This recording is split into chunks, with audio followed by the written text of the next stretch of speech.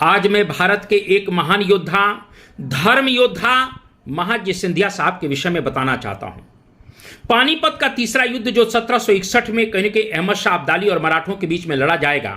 मराठे इस देश की एकता और अखंडता को बनाए रखने के लिए संघर्ष कर रहे थे, लेकिन कहीं न कहीं हिंदुस्तान के अंदर कुछ देश विरोधी शक्तियां थी, जैसे नजीब खां था, रुहेला सरदार, उसकी गद्दारी के कारण मराठी यह युद्ध हार गए।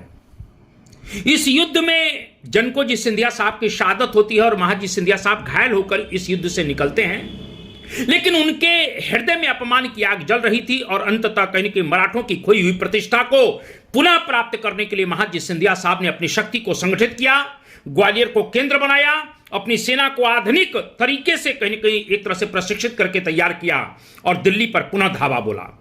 और दिल्ली पर धावा बोलकर नजीब खां के लड़के को मारकर दिल्ली की गद्दी से भगा देते हैं और हिंदुस्तान का यह महान योद्धा दिल्ली पर कहीं न कहीं भगवा ध्वज फहराता है, जिनका नाम महाजी सिंधिया साहब था। मैंने कल भी बताया था कि कहीं न कहीं इसी समय मुगल सम्राट शाह आलम द्वितीय को अंग्रेजों ने इलाहाबाद के किले में बंद कर रखा था। हिंदुस्तान की किसी शक्ति की औकात नहीं थी कि वो अंग्रेजों के खिलाफ जा सकें। हमारे महाजी सिंधिया साहब इलाहाबाद गए और इस प्रकार से कहीं कि मुगल सम्राट शाह आलम द्वितीय को निकालकर दिल्ली की गद्दी पर पुनः स्थापित करते हैं। यानी एक तरह से महाजी सिंधिया साहब के पास इस समय दिल्ली की पूरी सत्ता है, वो वास्तविक शासक बन चुके हैं और उन्होंने पानीपत के तीसरे युद्ध का भी बदला लिया।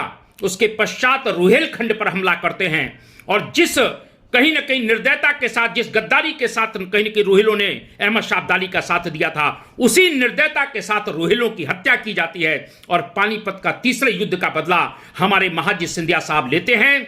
कहीं ना कहीं मैं कह सकता हूं कि भारत के एक महान योद्धा, धर्म योद्धा महाजी सिंधिया साहब थे, जिनको मैं शत शत नमन करता हूं। जय हिंद, जय भारत, वंदे मातरम।